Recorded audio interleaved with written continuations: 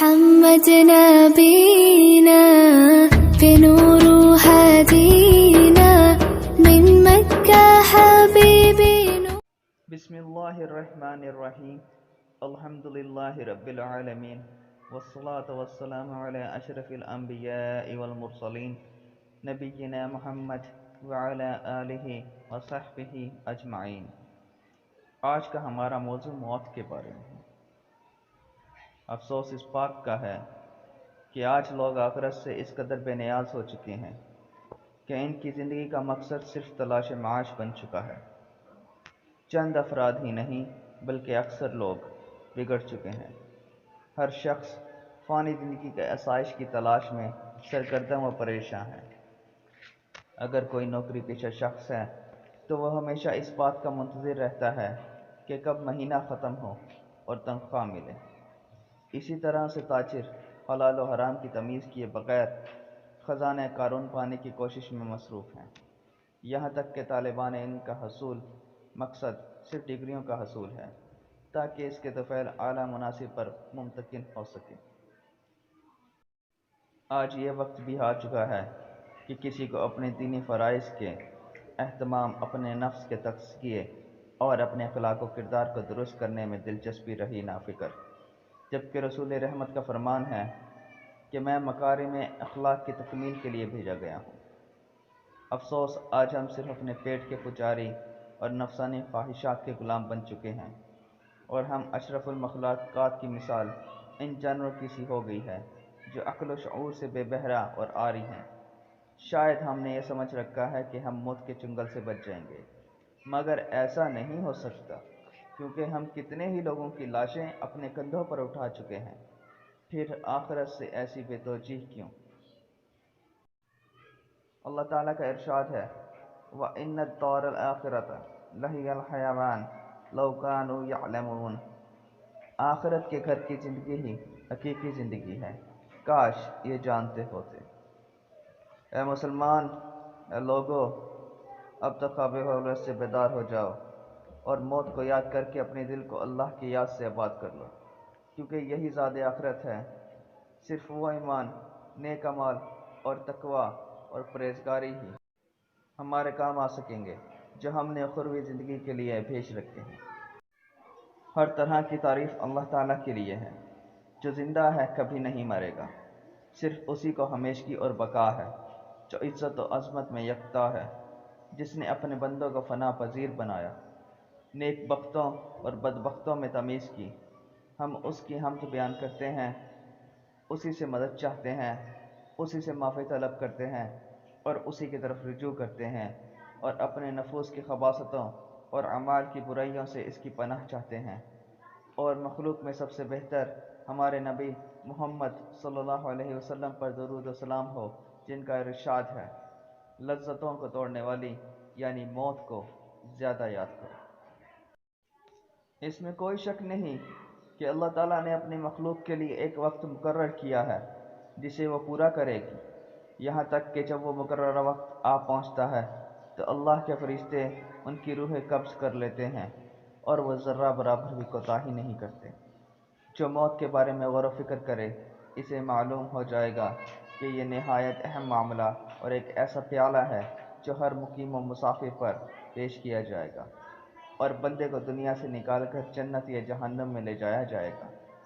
موت کا مطلب اگر صرف جسم کی بوسیدگی اور معدومیت، خوشگوار زندگی کی فراموشی ہو تو بھی اللہ کی قسم یہ موت ناز و نعیم میں پلنے اور زندگی کی داد و عیش دینے والوں کے لیے نیز ارباب دانش کے لیے باعث عبرت ہوتی، جبکہ بعد اس پر ختم نہیں ہو جاتی بلکہ موت کے بعد ہولناکیوں اور کربناک مناظر کا سامنا کرنا ہے اور حساب کتاب اور جزا و سزا کے مراحل سے گزرنا ہے.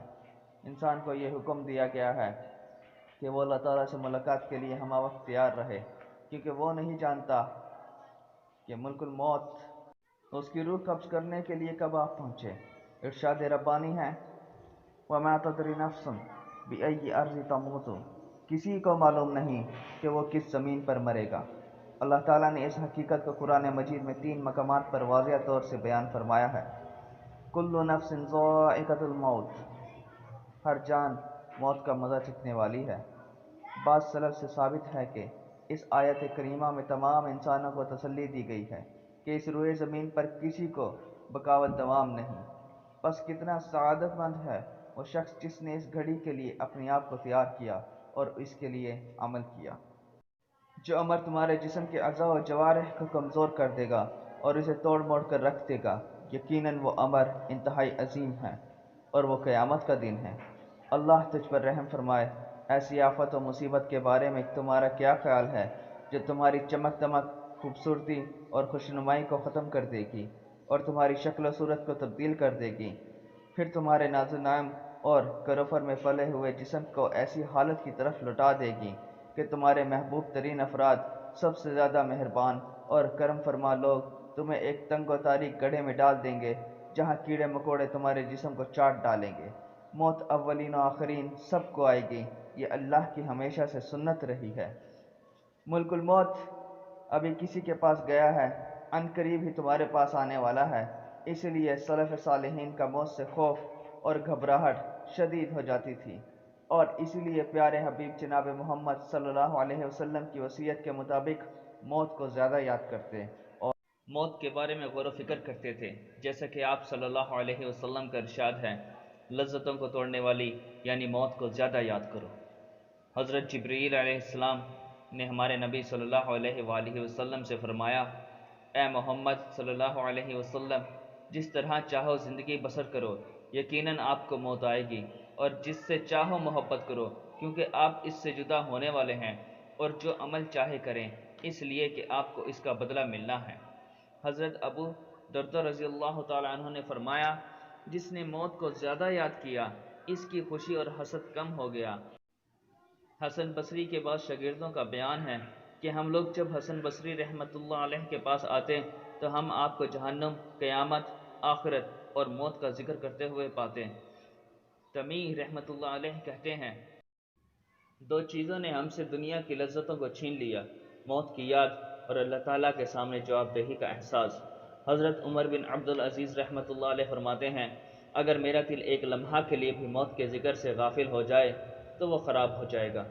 جس وقت انسانوں کو موت کی قربت، کوچ کرنے کے وقت اور الوداعی گھڑی کے آ پہنچنے کا احساس ہوتا ہے، نیز جب آنکھیں چندھیا جاتی ہیں، پنڈلیاں باہم لپٹ جاتی ہیں اور اس کے اعضاء جواب جذب ہوتے ہیں اور وہ دنیا کی فانی زندگی اور آخرت کی دائمی زندگی کے درمیان ہوتا ہے، اس وقت حالت نظم میں پڑے ہوئے انسان کی زبان سے کچھ کلمات یا وصیتیں نکلتی ہیں، یا پھر اپنے ہاتھ، آنکھ اور سر وغیرہ سے اشارہ کرتا ہے۔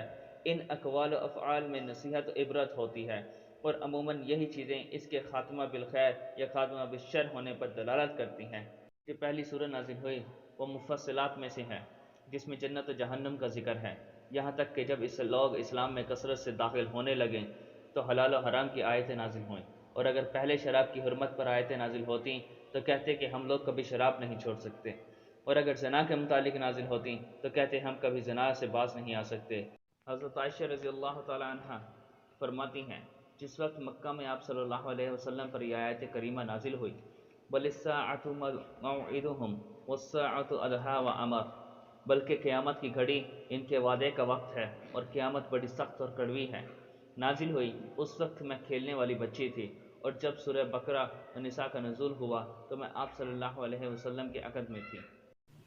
بہت مصروف رہتے تھے، عوام پر حکومت تھی، تکبر تھا کہ طاقت تھی، بلا کی بادشاہی تھی، کوئی بے فکر بیٹھا تھا، کسی کے ہاتھ حکومت تھی، سبھی مصروف تھے ایسے کہ ایک ہستی بلا بیٹھے، بہت پرواز کر بیٹھے، خدا ناراض کر بیٹھے، اب اس نے منہ جو پھیرا ہے فقط وحشت کا ڈیرا ہے، کہ دنیا کی ہر ایک بستی بھیانک موت چہرہ ہے، خدا منہ پھیر بیٹھا ہے، اب اس کا گھر بھی خالی ہے، قہر دنیا پہ طاری ہے، ابھی بھی وقت ہے لوگو، خدا سے گڑ گرا کر دو، ابھی توبہ کرو لوگو، وہ جلدی مان جاتا ہے، وہ اب بھی تم کو چاہتا ہے، کہیں اگر دیر ہو جائے زمیں ساری پلٹ جائے، ابھی بھی وقت ہے لوگو، خدا راضی کرو لوگو، وہ جلدی مان جاتا ہے، وہ جلدی مان جاتا ہے۔